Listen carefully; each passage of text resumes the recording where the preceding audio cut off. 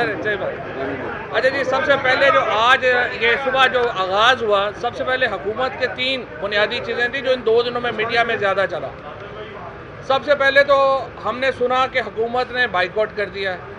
آج صبح جب اٹارنی جنرل پیش ہوئے، ان کے ساتھ فاروق نائک پیش ہوئے، ان کے ساتھ اکرم شیخ صاحب پیش ہوئے، تو عدالت نے ان سے ایک اسپیسیفک سوال پوچھا کہ ہم تو میڈیا میں پڑھ رہے ہیں کہ آپ نے بائیکاٹ کر دیا ہے، تو اب آپ کی کیا پوزیشن ہے؟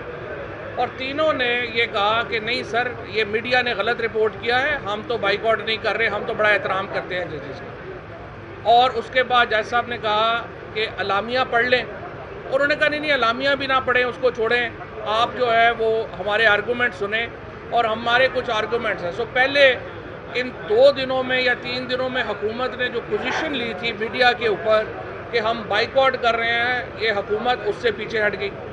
اس کے بعد ڈیورنگ دی آرگومنٹس انہوں نے کہا کہ جی جسٹس فائز عیسیٰ صاحب کا جو فیصلہ ہے اس کے اوپر جو سرکولر آیا ہے رجسٹرار صاحب کا وہ درست نہیں ہے، تو آپ یہ مقدمہ ہولڈ کر دیں۔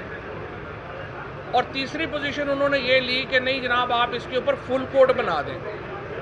تو پھر جج صاحبان نے یہ سوال پوچھا اٹارنی جنرل صاحب سے کہ آپ بتائیے، پہلے اپنا ذہن کلیئر کریں کہ آپ چاہتے ہیں کہ یہ مقدمہ پوسٹ پون کر دیا جائے یا کہ ہم فل کورٹ بنائیں۔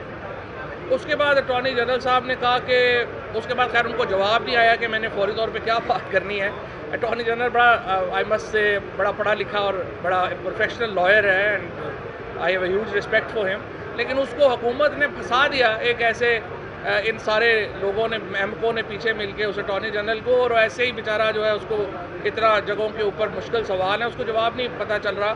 انہوں نے کہا آپ ایک طرف کہہ رہے ہیں کہ آپ مقدمہ نہ سنیں، دوسری طرف کہہ رہے ہیں جی آپ مقدمہ سنیں اور فل کورٹ بنا دیں۔ اور فل کورٹ میں پھر چیف جسٹس صاحب نے ان کو کہا کہ دیکھیں جو جج صاحبان پہلے ریکیوز کر چکے ہیں وہ فل کورٹ میں آپ کیسے بیٹھیں گے؟ تو اب آپ کی سبمیشن یہ ہے کہ لارجر بینچ بنا دیں یا کیا کریں؟ تو پھر اٹارنی جنرل صاحب نے کہا ہاں جی نہیں صحیح ہے، آپ یہ کر دیں کہ یہ پھر وہ ججز جو ہیں وہ آپ جو 15 ججز نہیں بیٹھ سکتے تو آپ جو ہے وہ 9 والا جو 6 ججز جو ہیں ان کو شامل کر لیں اور 6 ججز جو ہیں وہ فیصلہ کر دیں۔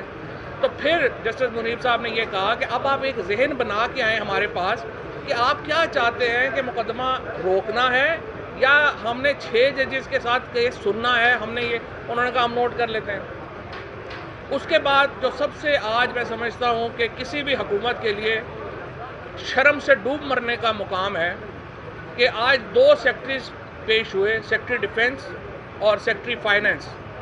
انہوں نے جو رپورٹ پیش کی ہے اس میں انہوں نے کہا ہے کہ یہ ملک ڈوب چکا ہے، یہ باقی پنجاب جو ہے اس کے اندر سیکیورٹی الرٹ اتنا زیادہ ہو چکا ہے کہ ہماری کمر ٹوٹ گئی ہے، فائنینشیل کرنچ اتنا بڑا ہے کہ پاکستان جو ہے از اے فیلڈ اسٹیٹ، اور 20 ارب روپیہ بھی ہمارے پاس نہیں ہے الیکشنوں کے لیے دینے کو۔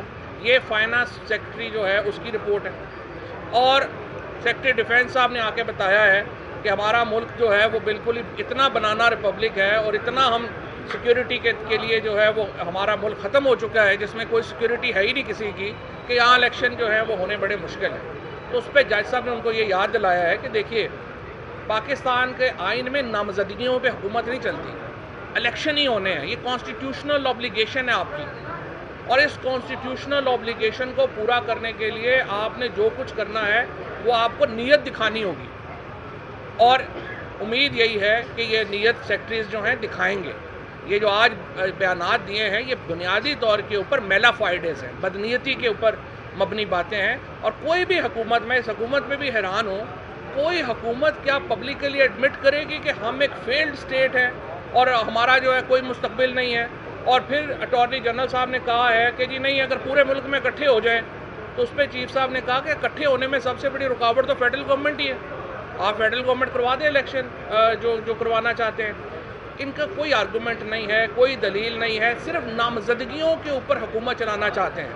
اور میں آخر میں جو ہمارے لائرز کے ساتھ آج جو اسلام آباد پولیس نے بدتمیزی کی، جس طریقے سے اسلام آباد کو غزہ بنا دیا گیا، وکلا کو اندر آنے سے روکا گیا، میڈیا کے لوگوں کو اندر آنے سے روکا گیا، میں اس کی شدید مذمت کرتا ہوں۔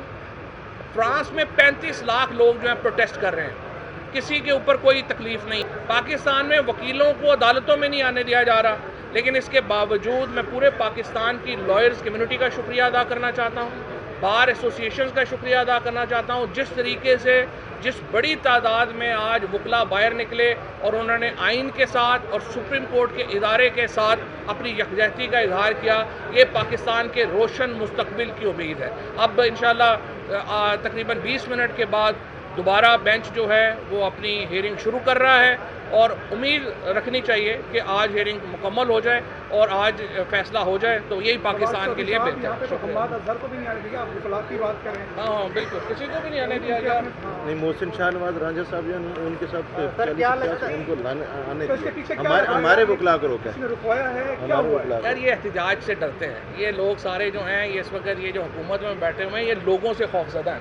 یہ تو باہر بیٹھ کے جا کے کھانا نہیں کھا سکتے, یہ لوگوں کو کہاں فیس کرتے جی. اگر لارجر بینچ بن جاتا ہے تو اس صورت میں کیا دیکھیں یہ چیف جسٹس صاحب کا پریروگیٹو. اچھا فواد چودھری صاحب, اگر 3 رکنی بینچ فیصلہ دیتا ہے, حکومت نہیں مانتی, تحریک انصاف ایسی صورت میں کرے گی کیا؟ نہیں, اپنا بات یہ ہے کہ ہمارا جو آئین ہے نا اس کے اندر بائیکاٹ, حکومت کا نہ ماننا, یہ کانسیپٹ ہمارے آئین کے لیے اجنبی ہے. یہ ممکن ہی نہیں ہے کہ سپریم کورٹ فیصلہ کرے اور کوئی اس کو کہے کہ میں نہیں مانتا. اور اگر وہ نہیں مانے گا تو جس طرح سے 2 وزیر اعظم پہلے گھر گئے ہیں, تیسرا جو ہے وہ آج کل میں گھر چلا جائے گا. کیا پرابلم؟ Thank you sir.